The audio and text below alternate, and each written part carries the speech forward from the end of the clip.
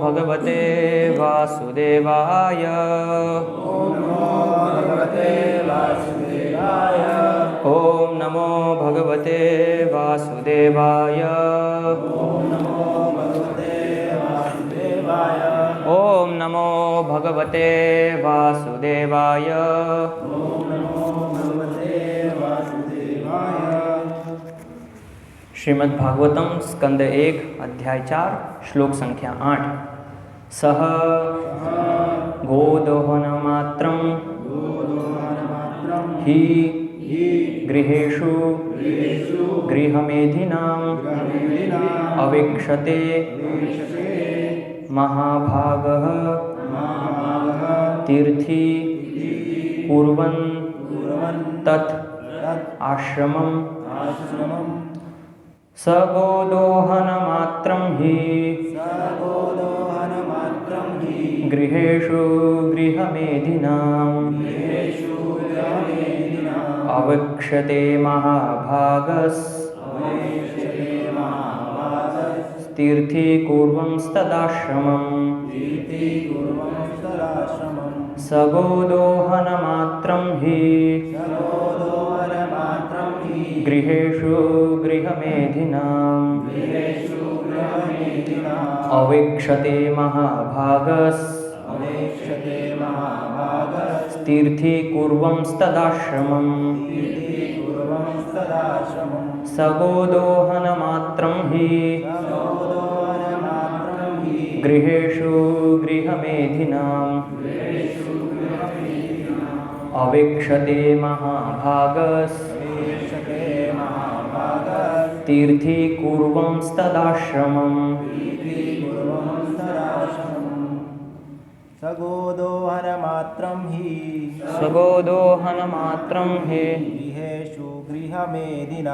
गृहेषु गृहमेधिनाम् अवेक्षते महाभागस् तीर्थी कुर्वंस्तदाश्रमम् सगोदोहनमात्रं हि गृहेषु गृहमेधिनाम् अवेक्षते महाभागस् तीर्थी कुर्वंस्तदाश्रमम् सगोदोहनमात्रं हि गृहेषु गृहमेधिनाम् अवेक्षते महाभागस् तीर्थी कुर्वंस्तदाश्रमम्। माताएं सगोदोहनमात्रं हि गृहेषु गृहमेधिनाम्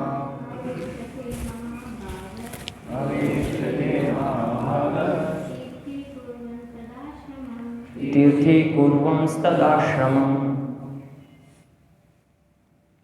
सह वे सुखदेव गोस्वामी गोदोहनमात्रं केवल गाय दूहते समय तक ही निश्चय ही गृहेषु घर में गृहमेधिनां गृहस्थों के अवेक्षते प्रतीक्षा करते हैं महाभागः परम भाग्यशाली तीर्थी तीर्थ यात्रा कुर्वन करते हुए तत् आश्रमम उस घर को। अनुवाद एवं तात्पर्य कृष्ण कृपामूर्ति अभय चरणारविंद भक्ति वेदांत स्वामी प्रभुपाद जी के द्वारा अनुवाद। वे सुखदेव गोस्वामी किसी गृहस्थ के द्वार पर उतनी ही देर रुकते जितने समय में गाय दुही जा सकती है। वे उस घर को पवित्र करने के लिए ही ऐसा करते थे। तात्पर्य सुखदेव गोस्वामी महाराज परीक्षित से मिले और उन्होंने श्रीमद् भागवत के मूल पाठ की व्याख्या कह सुनाई। वे किसी भी गृहस्थ के दरवाजे पर आधा घंटे से अधिक जितने समय में गाय धू ली जाती है नहीं रुकते थे और भाग्यशाली गृहस्थ से भिक्षा प्राप्त करते थे। वे अपनी शुभ उपस्थिति से उस घर को पवित्र करने के लिए ऐसा करते थे। अतएव शुकदेव गोस्वामी ऐसे आदर्श उपदेशक हैं जो दिव्य पद पर स्थित हैं। जो लोग संन्यास आश्रम में हैं और भगवान के संदेश का उपदेश देने के लिए प्रतिबद्ध है, उनके कार्यों से उन्हें यह सीखना चाहिए कि दिव्य ज्ञान प्रदान करने के अतिरिक्त गृहस्थों से उनका कोई सरोकार नहीं है। गृहस्थ से भिक्षा मांगने का उद्देश्य उसके घर को पवित्र करना होना चाहिए। जिस मनुष्य ने संन्यास ग्रहण कर लिया है, उनको चाहिए कि वह गृहस्थ की सांसारिक संपन्नता से आकर्षित होकर सांसारिक मनुष्य का गुलाम न बन जाए। जो मनुष्य संन्यास आश्रम ग्रहण कर चुकता है, इसके लिए ऐसा करना विषपान तथा आत्महत्या से भी अधिक घातक है। ओम अज्ञानतिमिरन्धस्य ज्ञानञ्जनशलाकया चक्षुरुन्मीलितं येन तस्मै श्रीगुरवे नमः। श्रीचैतन्यमनोभीष्टं स्थापितं येन भूतले स्वयं रूपः कदा मह्यं ददाति स्वपदान्तिकं। वन्देऽहं श्रीगुरो श्रीयुतः पदकमलं श्रीगुरून् वैष्णवांश्च श्रीरूपं साग्रजातं सहगण रघुनाथान्वितं तं सजीवं साद्वैतं सावधूतं परिजनसहितं कृष्ण चैतन्यदेवं श्रीराधाकृष्णपादान् सहगणललिता श्रीविशाखान्वितांश्च नामश्रेष्ठं मनमपि सच्चिपुत्रमत्र स्वरूपं रूपं तस्य गजनपुरीं माधुरीं गोष्ठवतीं राधाकुण्डं गिरिवरं अहो राधिका माधवाशां प्राप्तो यस्य पतितकृपया श्रीगुरुं तं नतोऽस्मि।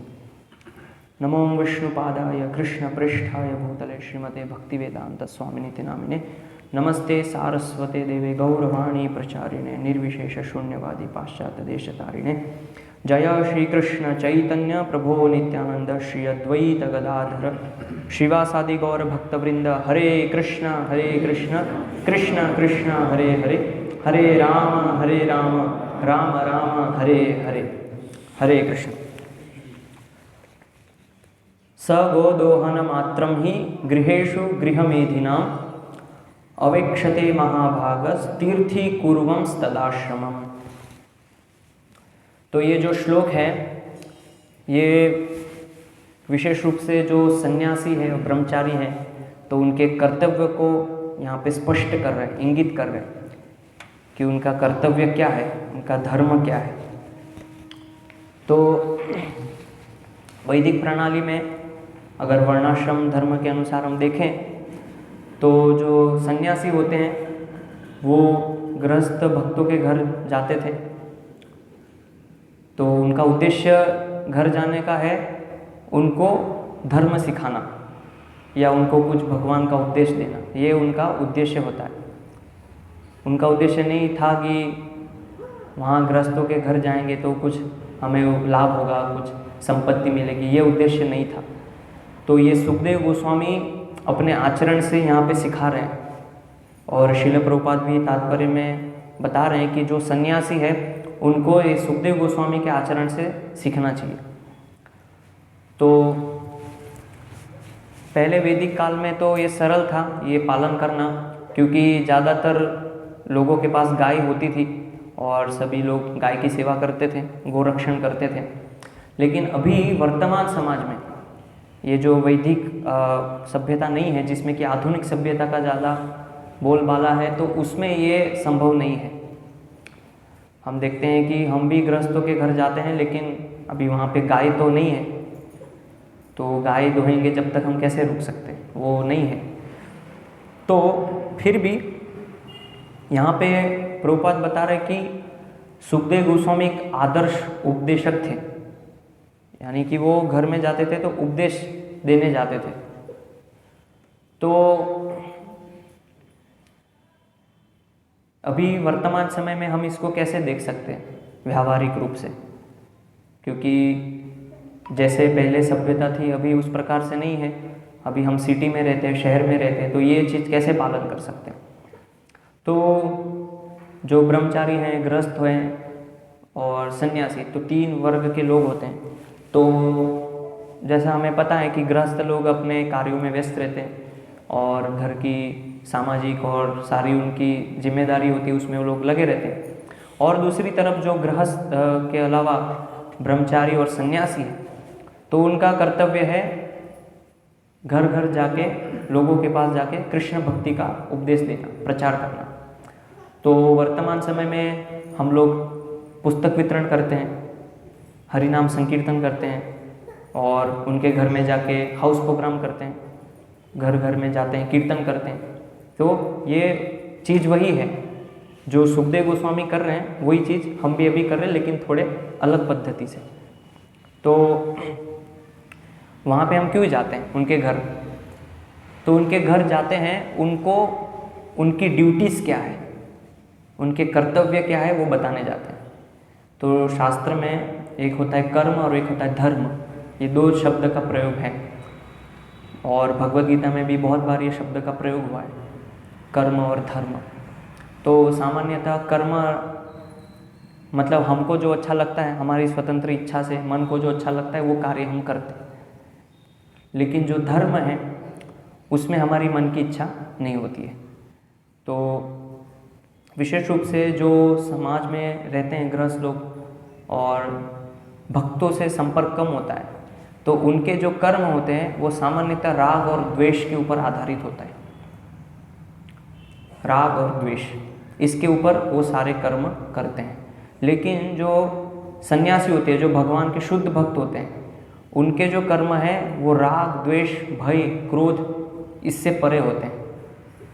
और जब हम समाज में रहेंगे तो ये इसी के अंतर्गत हमें कर्म करना पड़ेगा। हमें क्रोध करना पड़ेगा, द्वेष करना पड़ेगा, राग होगा, कुछ अच्छा लगेगा तो वो हम ग्रहण करेंगे, बुरा लगेगा तो उससे द्वेष करेंगे, कभी कभी क्रोध भी प्रकट होता है। तो सामान्यतः जो गृहस्थ आश्रम है वो उनके कर्म इस प्रकार से होते हैं। लेकिन जो एक शुद्ध भक्त हैं, उपदेशक जो हैं, जैसे कि सुखदेव गोस्वामी हैं, तो उनके कर्म जो हैं वो भय, क्रोध, ईर्ष्या, द्वेष से नहीं है, वो उससे परे है। तो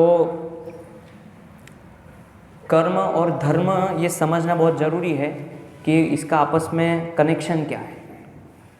तो जो साधु होते हैं, भगवान के जो साधु भक्त होते हैं, सन्यासी होते हैं, ब्रह्मचारी, वो जाते हैं, उनको कर्म सिखाते हैं और कर्म बताते हैं कि आपको क्या करना चाहिए, और कर्म के अनुसार फिर उनको शास्त्र के माध्यम से, शास्त्र के अनुसार उनको धर्म सिखाते हैं। धर्म अर्थात क्या?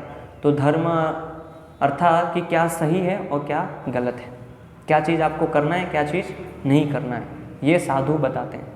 तो और इस चीज़ को समझाने के लिए हमारे पास बहुत सारे धर्मशास्त्र हैं, और धर्मशास्त्र को ही वेदों में उसको कहते हैं संहिता, मनुस्मृति। जैसे मनुस्मृति है, संहिता है अलग अलग। तो अगर उसको एक वैदिक भाषा में बोला जाए तो सामान्यतः उसको कहते हैं स्मृति शास्त्र। तो उसमें पराशर स्मृति है, याज्ञवल्क्य स्मृति है और मनु संहिता है। तो ये जितनी भी संहिता स्मृति है इसको कहते हैं धर्मशास्त्र, जिसमें कि बताया गया कि मनुष्य को क्या करना चाहिए और क्या नहीं करना चाहिए। तो जैसे कोई भगवान के भक्त हैं, साधु अगर किसी के घर जाते हैं तो वो देख रहे हैं कि ये भक्त, ये जो गृहस्थ हैं, ये धर्म के विपरीत कार्य कर रहे हैं, शास्त्र के अनुसार नहीं है, तो तुरंत वहाँ पे वो उपदेश देंगे कि ये आपका कर्म जो है वो सही नहीं है, इसको धर्म के अनुसार कीजिए। तो जो कर्म है, कर्म हमें सीखने को मिलता है गुरु और साधु के माध्यम से, और धर्म जानने को मिलता है शास्त्र के माध्यम से। तो अगर कर्म कैसे करना है वो सीखना पड़ेगा जो भगवान के उन्नत भक्त हैं, जैसे सुखदेव गोस्वामी, उनके कर्म क्या है, तो उनके आचरण से हम सीख सकते हैं। या तो फिर दूसरा तरीका है कि वो जो हमें खुद बताएं कि कैसे आपको जीवन बिताना है, आपका कर्म कैसे होना चाहिए। तो जैसे हम ऐसा उदाहरण ले सकते हैं कि कोई गृहस्थ है और उसके मन में इच्छा आई कि मुझे बाहर का खाना है, तो जो उपदेशक होंगे, आदर्श साधु, वो बताएंगे नहीं ये गलत है, धर्म के अनुसार आपको नहीं लेना चाहिए, बाहर का नहीं खाना चाहिए, भगवान को भोग लगा के, शास्त्र में ऐसा वर्णन है, भगवान का प्रसाद लेना चाहिए। तो वो आपको गाइडेंस देंगे, निर्देश देंगे। फिर दूसरा उदाहरण ले सकते हैं, मान लीजिए कि किसी भक्त को किसी गृहस्थ को क्रोध आ रहा है और वो मारना चाहता है उस व्यक्ति को, तो जो साधु है वो कहेंगे नहीं, इनको क्षमा कीजिए, क्योंकि शास्त्र में कहा है कि क्षमा करना चाहिए। तो इस प्रकार से ऐसे बहुत सारे छोटे छोटे कर्म होते हैं जिसके लिए हमें गुरु और साधु की आवश्यकता पड़ती है। वो हमें सिखाते हैं कि कर्म कैसे करना है। तो बेसिकली अगर हम देखें वास्तविक रूप में, तो सुखदेव गोस्वामी भी लोगों के घर जाते थे, उनको भगवत संदेश देने के लिए, उनसे कुछ लेने के लिए नहीं जाते थे, भगवत संदेश देने जाते थे। उनकी कर्तव्य क्या है, उनके धर्म, उनको कैसे पालन करना है, वो सिखाने जाते थे, और कैसे उनको शुद्ध चेतना में रखना है, भगवत चेतना कैसे देना है, वो एक मुख्य उद्देश्य था। क्योंकि जब हम ऐसे समाज में रहते हैं जहाँ की भक्तों का संग नहीं है, तो हमारी चेतना दूषित हो जाती है। तो जब भगवान के भक्त हमारे घर पे प्रवेश करते हैं या वो भक्तों का आगमन होता है, तो एक उनका मुख्य उद्देश्य होता है कि पूरे घर का जो वातावरण है और घर में जो सदस्य, उनकी जो चेतना है उसको परिवर्तन करते हैं, वो चेतना को कृष्ण चेतना बनाते हैं। ये एक सबसे बड़ा मुख्य उद्देश्य है ऐसे भ्रमण करने का। और इसमें हमें ये भी ध्यान रखना चाहिए कि जब ऐसे साधु संत या भगवान के भक्त घर पे आते हैं तो हमें किस प्रकार से उनकी सेवा करना चाहिए, तो ये भी सीखना चाहिए। वैदिक परंपरा में जैसे हम देखते हैं कि कोई भी घर जाते थे तो उनका रिस्पेक्ट करते थे, सम्मान करते थे। तो आए हैं तो उनको पहले साधु लोग जाते थे तो चरण धोते थे, उनका पादाभिषेक करते थे, फिर उनको जल देते थे, फिर प्रसाद के लिए पूछते थे। तो इस प्रकार से उनका, साधु संतों का वो लोग रिस्पेक्ट करते थे। तो ये सीखना चाहिए। और भी सावधानी रखनी चाहिए कि उनका अपमान ना हो, उनसे हमारा अभद्र व्यवहार ना हो, कुछ अपशब्द ना बोले। तो ये सब चीज़ें हमें सावधान रहना चाहिए इसमें। और दूसरी तरफ जो साधु संत हैं उनको भी सावधान रहना चाहिए। जो सन्यासी या ब्रह्मचारी जो ऐसे घरों पे जाते हैं, गृहस्थ के घर में जाते हैं, समाज में भ्रमण करते हैं, तो उनको ये विशेष ध्यान देना चाहिए कि अपनी चेतना को कृष्ण चेतना, भगवत चेतना बना के रखें। क्योंकि ऐसा हो सकता है कि हम ऐसे लोगों के साथ रहेंगे तो ज़्यादा संभावना है कि उनकी चेतना भी दूषित हो सकती है, उनकी चेतना भी खराब हो सकती है। तो ये जो प्रचारक या उपदेशक होते हैं उनको ये विशेष ध्यान देना चाहिए कि जब हम ऐसे लोगों के साथ रह रहे हैं और ऐसे लोगों को उपदेश कर रहे हैं तो उनके जैसा हम नहीं बन जाए। वो जैसा जीवन जी रहे हैं तो ऐसा जीवन हमें नहीं अपनाना है। तो यहाँ पे श्रील प्रभुपाद तात्पर्य में लिख रहे हैं कि जो गृहस्थ भक्त हैं उनकी जो सांसारिक संपन्नता है उसके प्रलोभन में नहीं आना है। तो ऐसा हम अगर किसी के घर पे जाए तो ऐसा बहुत बड़ा घर है, गाड़ी है, एसी है, तो हमारा मन विचलित हो सकता है कि इस भक्त के घर में एसी है, इनके घर में ये है, मैं क्यों ब्रह्मचारी बन गया, मैं सन्यासी क्यों बन गया, मुझे तो गृहस्थ बनना चाहिए था, कितनी सारी संपन्नताएं हैं। तो इसीलिए मन को कृष्ण चेतना बनाए रखना ये एक प्रचारक के लिए, जो साधु गुरु होते हैं उनके लिए एक विशेष सावधानी रखने की बात है। तो जो भगवान के भक्त होते हैं, शुद्ध भक्त, जो एक्सपीरियंस्ड होते हैं, जिनको अनुभव हो गया है, यानी कि परिपक्व हो जाते हैं, तो उनके लिए जो कर्म है और धर्म दोनों एक ही हो जाता है। उनको फिर अलग से विचार नहीं करना पड़ता है कि मैं ये करूँगा तो ये सही होगा कि गलत होगा, या मैं ये करूँगा तो ये कैसे होगा। उनको विचार नहीं करना पड़ता है। वो जो भी करते हैं उनके लिए धर्म और कर्म एक ही चीज़ होता है। लेकिन जब हम परिपक्व अवस्था में नहीं होते, हमें नहीं मालूम होता है कि धर्म क्या है और कर्म क्या है, कैसे ये सही है गलत है, तो उस समय तक हमें किसी साधु से या गुरु से गाइडेंस लेना चाहिए, मार्गदर्शन लेना चाहिए। तो वो बताएंगे कि ये गलत है, ये सही है। जैसे उदाहरण हम देखते हैं कि भरत के जो पिता थे दुष्यंत, हम वो ऋषभदेव के जो पुत्र भरत उनकी बात नहीं करते, शकुंतला के जो पुत्र थे भरत महाराज। तो ऐसा महाभारत में कथा आता है कि जब शकुंतला ने भरत महाराज को बड़ा किया तो जंगल में छूट गए थे, माता उनको छोड़ के चली गई और जंगल में वो बड़े हुए। तो एक बार जब राजा दुष्यंत भ्रमण कर रहे थे वन में और उन्होंने देखा कि ये हो सकता है मेरा पुत्र हो, तो जैसे ही उन्होंने पुत्र को देखा तो तुरंत उनके मन में ऐसा विचार आया कि मेरा पुत्र हो सकता है।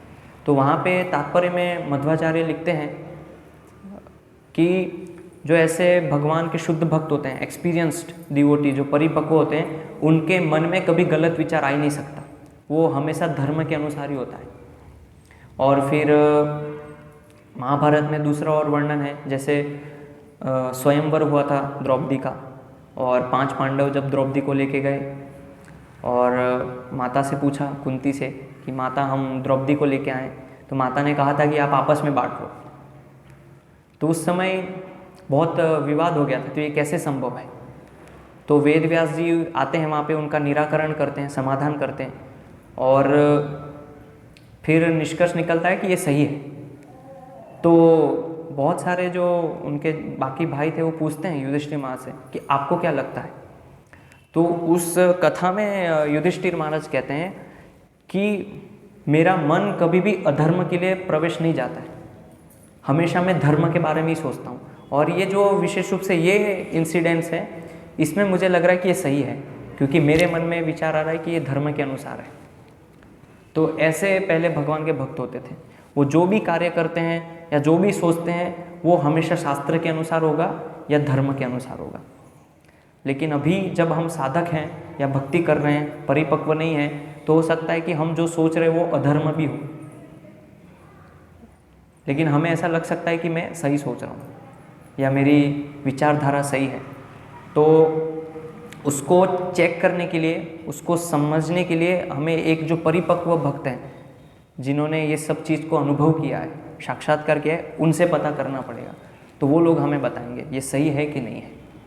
तो इसीलिए कभी भी जब हमारे मन में ऐसे विचार आते हैं कि ये सही है कि नहीं है, शास्त्र के अनुसार क्या होना चाहिए, तो सबसे पहले प्रतिनिधि, जो भगवान के प्रतिनिधि होते हैं, गुरु होते हैं, उनसे पूछना चाहिए तुरंत कि ऐसा विचार आ रहा था, क्या ये शास्त्र के अनुसार है, मैं ऐसा सोच रहा था। नहीं तो क्या होगा कि कभी कभी हमको ऐसा लगेगा कि मैंने अध्ययन किया है, शास्त्र में पढ़ा है और सुना भी है, और उसके आधार पे हम निर्णय ले लेते हैं। और कई बार ऐसा भी होता है कि वो निर्णय गलत भी हो सकता है, क्योंकि धर्म के अंदर बहुत सारी अलग अलग बारीकियाँ होती है जो हम नहीं समझ सकते। उसके लिए एक परिपक्व भक्त चाहिए जो इसको समझ पाए, उसका निराकरण दे सके। तो ऐसे बहुत सारी चीज़ें होती हैं। जैसे एक उदाहरण अगर दूँ तो श्रील प्रभुपाद ने पुस्तक लिखी है भक्ति रसामृत सिंधु। उसमें प्रभुपाद 64 भक्ति के 64 अंक का वर्णन करते हैं। तो अगर आप लोगों ने ध्यान से पढ़ा हो तो उसमें प्रभुपाद कहते हैं अलग अलग अंग में, तो उसमें एक और वर्णन आता है। प्रभुपाद उसमें लिखते हैं कि कोई भी भक्ति कार्य संपन्न करने से पहले गणेश की पूजा करना। तो भी इसको हम कैसे समझेंगे? इसके लिए तो भी हमारे लिए धर्म क्या होगा? प्रभुपाद तो पुस्तक में ऐसा लिख रहे हैं कि भक्ति कार्य संपन्न करने से पहले गणेश की पूजा होनी चाहिए। तो कोई भक्त कह सकता है कि ये प्रभुपाद लिख रहे हैं और मैंने पुस्तक में पढ़ा है तो मैं करूं इसको, लेकिन हो सकता है वो गलत भी हो, वो हमें नहीं पता है।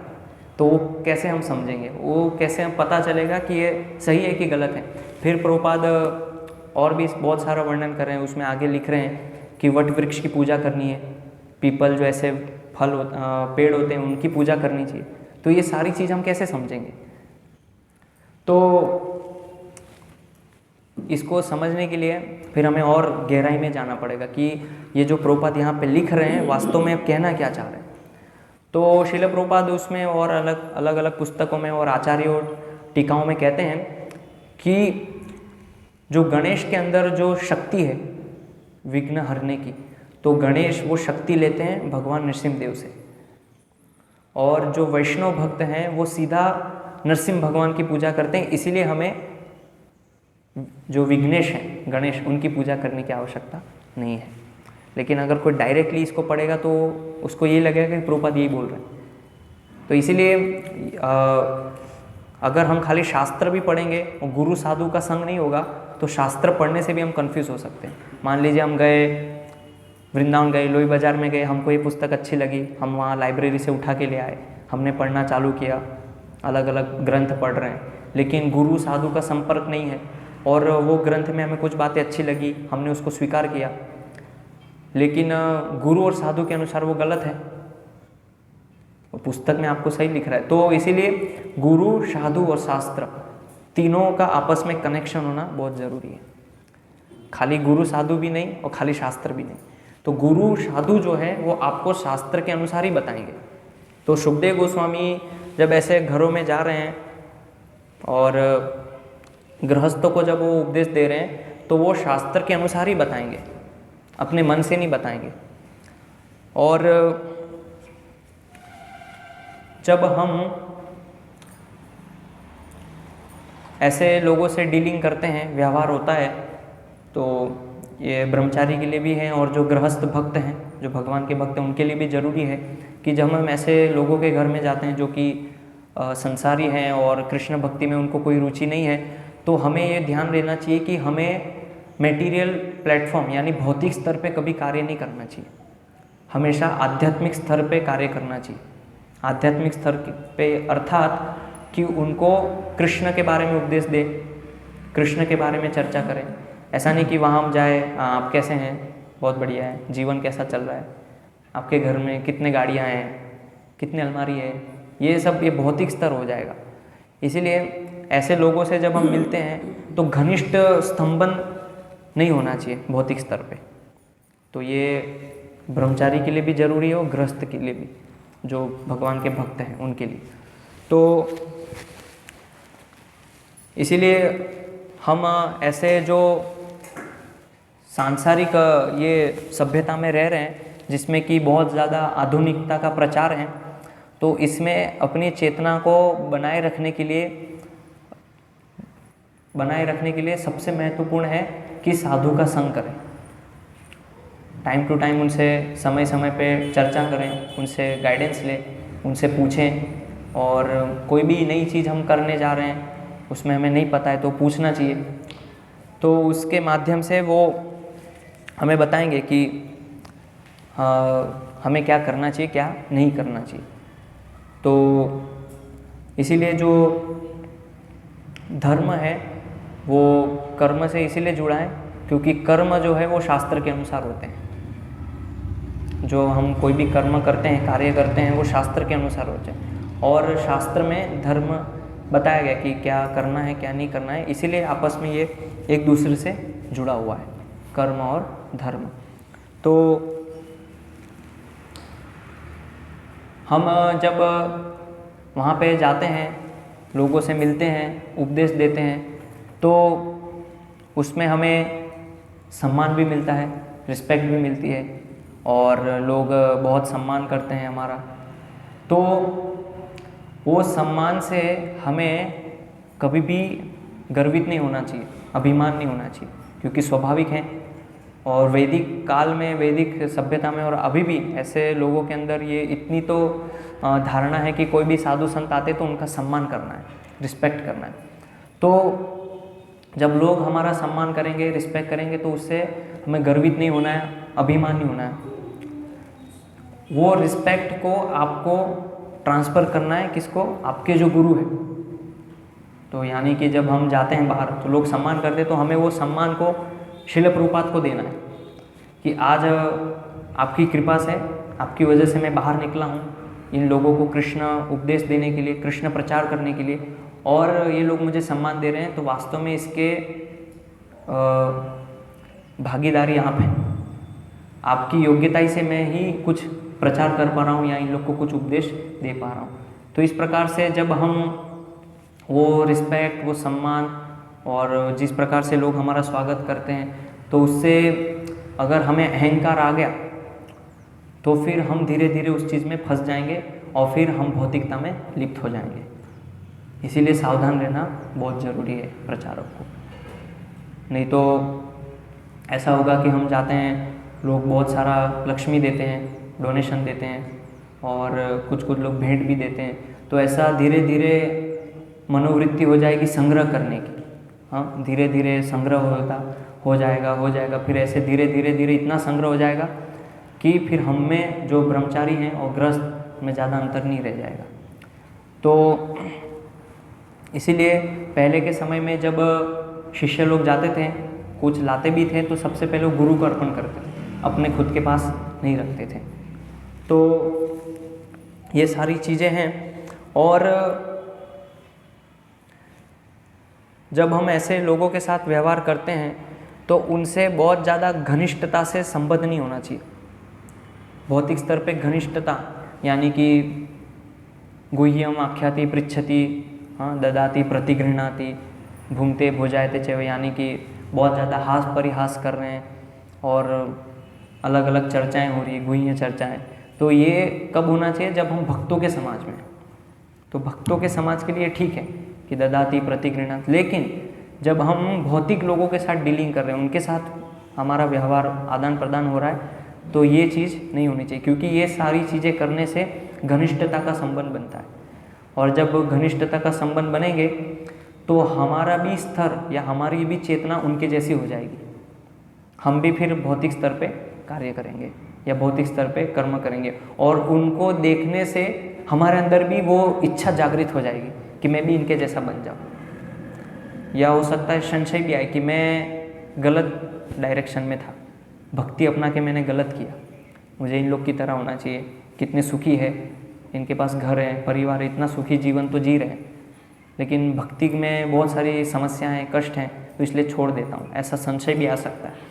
इसीलिए बहुत ही सावधानी पूर्वक जब ऐसे लोगों से हम डीलिंग करते हैं तो विशेष रूप से सावधान रहना चाहिए, नहीं तो उनकी जो चेतना है वो हमें प्रभावित कर सकती है। क्योंकि अभी हम साधक हैं, अभी हम भाव या प्रेम के स्तर पे नहीं पहुँचे हैं। अगर जब तक प्रेम के स्तर पे नहीं पहुँचे और हम सावधानी नहीं रखेंगे ऐसे लोगों के साथ डीलिंग करने में, तो फिर हम फंस जाएंगे। तो इसका उदाहरण हम देखते हैं कि कैसे गुरु और साधु के संरक्षण में रहने से हमारी भक्ति सेफ है। तो जैसे जो भरत महाराज, जड़ भरत, तो हिरण बन गए, तो उनको ऐसा लगा कि ये शास्त्र के अनुसार दया करना अच्छा है, जो शास्त्र में लिखा है कि दया करना चाहिए, हमें दयालु होना चाहिए और सत्य बोलना है, तो ये सारी चीज़ें वर्णन है। तो उन्होंने दया दिखाई, लेकिन वहाँ पे उनको करेक्ट करने के लिए, उनको गाइडेंस देने के लिए गुरु और साधु नहीं थे कि आपकी ये जो दया है ये अलग डायरेक्शन में जा रही है, और उसकी वजह से उनका पतन हो गया। तो इसीलिए इस शास्त्र में जो भी चीज़ हम पढ़ते हैं कि क्षमा, दया और शौचम, ये सारी चीज़ें प्रयोग कब करनी है, कैसे करनी है और क्यों करनी है, वो चीज़ बताएंगे गुरु और साधु, जो कि परिपक्व है, उन्होंने उस चीज़ को पढ़ के अनुभव किया। तो ऐसे हमारे साथ भी हो सकता है, अगर हम व्यावहारिक दृष्टि से ऐसे जो भौतिक लोग हैं उनके साथ संग करेंगे, उनके साथ ज़्यादा आदान प्रदान करेंगे, तो फिर हम भी उनके जैसे हो जाएंगे। तो भरत महाराज का जो केस है उसमें यही एक सबसे बड़ी समस्या थी कि उनके पास भक्तों का संग नहीं था, साधु का संग नहीं था। उन्होंने शास्त्र में तो पढ़ा था कि दया होनी चाहिए, दया दिखानी चाहिए, लेकिन वो गलत दिशा में थी।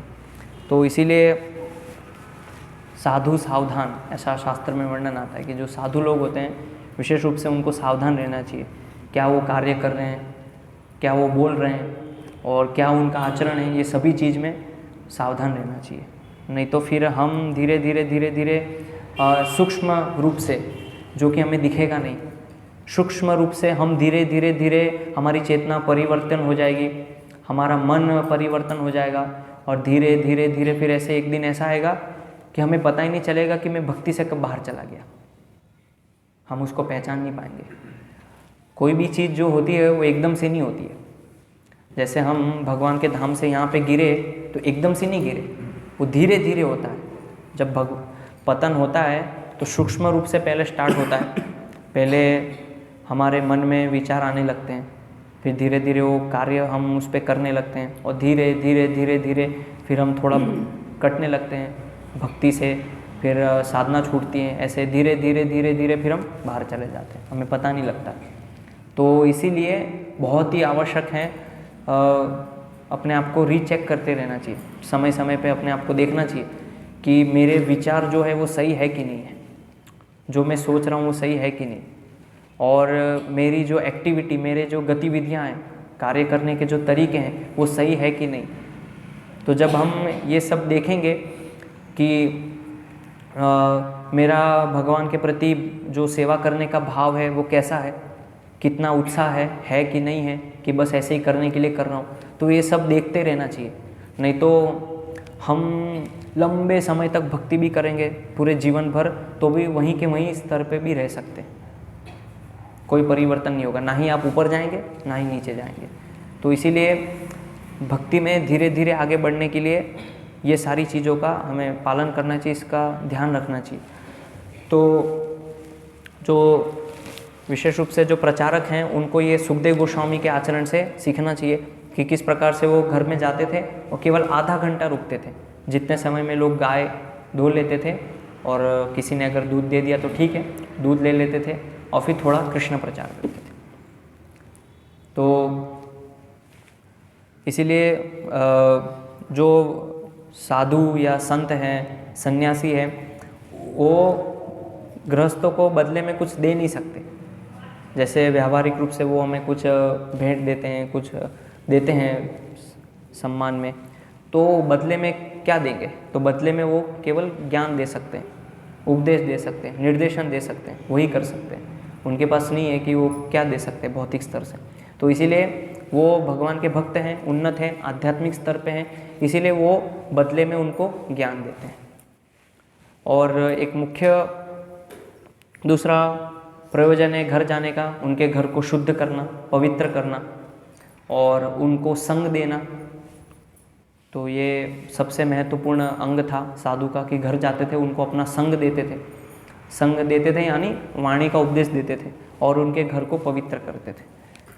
तो ऐसा शास्त्र में और श्रीमद् भागवतम में भी वर्णन है कि जो भगवान के शुद्ध भक्त हैं वो जहाँ भी भ्रमण करते हैं वो तीर्थ हो जाता है। तो ऐसे भक्त जब घर में आते हैं तो एक प्रकार से तीर्थ हो गया हमारा घर, तो फिर हमें तीर्थ पे जाने की आवश्यकता नहीं है। तो समय समय पे ऐसे भक्त जब आते हैं तो वो हमारे पूरे घर को और पूरे घर के जो सदस्य उनको भगवत भावनामय बना देते हैं, भौतिक स्तर से ऊपर उठाते हैं, उनकी चेतना को सुधारते हैं। तो ये एक संन्यास आश्रम या ब्रह्मचारी आश्रम का एक मुख्य कर्तव्य है। तो इसमें दोनों तरफ से सावधानी रखनी चाहिए। गृहस्थों को भी अपने धर्म, कर्तव्य, कर्म क्या है उसमें सावधान रहना चाहिए, और दूसरी तरफ जो सन्यासी ब्रह्मचारी है उनको भी अपने धर्म, कर्तव्य, आचरण में सावधान रहना चाहिए। अगर हम सावधान नहीं रहेंगे तो फिर धीरे धीरे फंस जाएंगे और भौतिक स्तर पे हम कार्य करने लग जाएंगे और फिर धीरे धीरे धीरे हम बाहर चले जाएंगे। तो ऐसा भी हो रहा है। जैसे श्रील प्रभुपाद के जाने के बाद बहुत सारे लोगों को लगता है कि खाना बांटना चाहिए लोगों को, फूड फॉर लाइफ, हाँ कुछ खाना देंगे तो दया हो जाएगी, लेकिन वो वास्तविक दया नहीं है। या फिर हम बच्चों के लिए स्कूल खोलेंगे तो शिक्षा देंगे, तो फिर इस्कॉन की तरफ से स्कूल खोलते हैं और फिर हमको शिक्षा देते हैं। तो ये सब भौतिक कार्य है, स्कूल खोलना, उनको खाना देना, विशेष रूप से ऐसे जगह पे जाना जो कि गरीब है उनको जाके देना। अगर प्रसाद है तो फिर सबको मिलना चाहिए, क्यों वो विशेष प्रकार के जो लोग हैं उनको ही, वो तो ऐसे भेद नहीं करते हैं। यहाँ पे सुखदेव गोस्वामी तो भेद नहीं कर रहे हैं कि इनके घर पे जाऊँगा, इनके घर नहीं जाऊँगा। वो तो जहाँ मिला वहाँ चले गए और जो उन्होंने दिया वो प्राप्त कर लिया और कृष्ण भक्ति का प्रचार किया। तो इसीलिए ऐसे कार्य हमें पता नहीं चलेंगे, हमें लगेगा कि हम तो भक्ति में ही कार्य कर रहे हैं और ये कार्य सही है, लेकिन उसको जब हम शास्त्र की दृष्टि से देखेंगे, समझने का प्रयास करेंगे तो पता चलेगा कि नहीं, ये भक्ति नहीं है। वो तो बाकी अन्य लोग भी करते हैं, जैसे भोजन बांटना है तो वो तो अन्य संस्था है, अन्य लोग हैं वो लोग भी करते हैं और हम इस्कॉन वाले भी कर रहे हैं। तो फिर अंतर कैसे पता चलेगा? तो ये समझने के लिए फिर वही है कि संत की, गुरु साधु उनकी आवश्यकता पड़ती है, वो बताएंगे। तो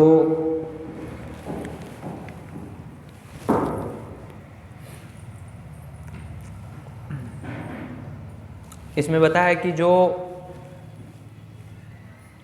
सन्यासी या ब्रह्मचारी ऐसी गृहस्थों की जो सांसारिक संपन्नता है अगर उसको ग्रहण कर लेता है तो उसमें बताया कि वो विषपान जैसा है या आत्महत्या से भी अधिक घातक है। तो श्रीमद् भागवतम में वर्णन है कि जो संन्यास आश्रम से वापिस गृहस्थ आश्रम में जाते हैं या ब्रह्मचारी से वापिस गृहस्थ में जाते हैं तो उनको कहते हैं वांताशी, यानी कि जो अपनी उल्टी करते हैं वो उसको ग्रहण कर लेते हैं, इसलिए उनके लिए एक शब्द प्रयोग किया वांताशी। तो इसीलिए सावधान रहना चाहिए कि हम जब ऐसे लोगों के पास जाते हैं या उनसे मिलते हैं तो उनकी जो संपन्नता है भौतिक दृष्टि से, उनका जन्म, ऐश्वर्य, उनके पास जो भी धन ऐश्वर्य, उससे प्रलोभित नहीं होना चाहिए। तो ये माया इस प्रकार से सूक्ष्म तरीके से कार्य करती है। वो पहले सूक्ष्म स्तर से कार्य करती है, फिर उसके बाद वो धीरे धीरे धीरे धीरे स्थूल रूप से कार्य करती है। तो इसीलिए इसमें सावधान रहना चाहिए। यही इसमें मुख्य रूप से बताया कि कैसे हमें सुखदेव गोस्वामी से सीखना है और उनके आचरण को देखते हुए अपने जीवन में उसको पालन करना है, यही उसमें उपदेश है। हरे कृष्ण। श्रील प्रभुपाद की जय। श्रीमद् भागवतम की जय। किसी का कोई प्रश्न, कोई जिज्ञासा? प्रभु जी, कुंती महारानी ने जो बोला था कि आप इस वस्तु को 5 समान रूप से बांट लीजिए, वो प्रभु जी उन्होंने अनजाने में बोला था। यदि वो जानते तो शायद वैसा नहीं करते। तो अनजाने में अगर कोई ऐसा व्यक्ति हो जाता है तो उसमें क्या भूल सुधार की संभावना नहीं रहती वैदिक कल्चर में?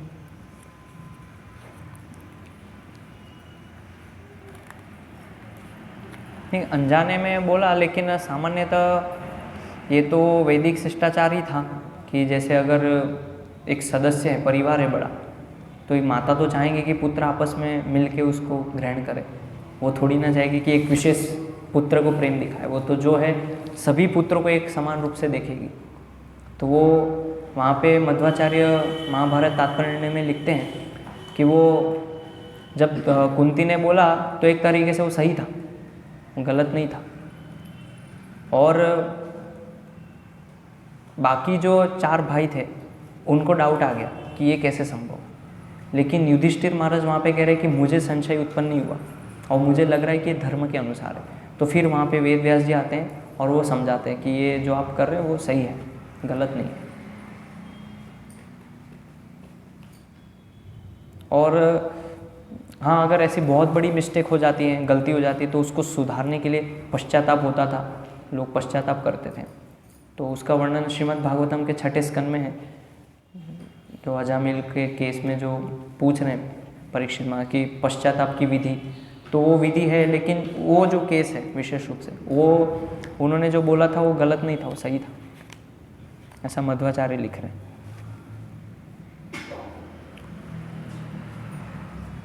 हरे कृष्ण। श्रील प्रभुपाद की जय।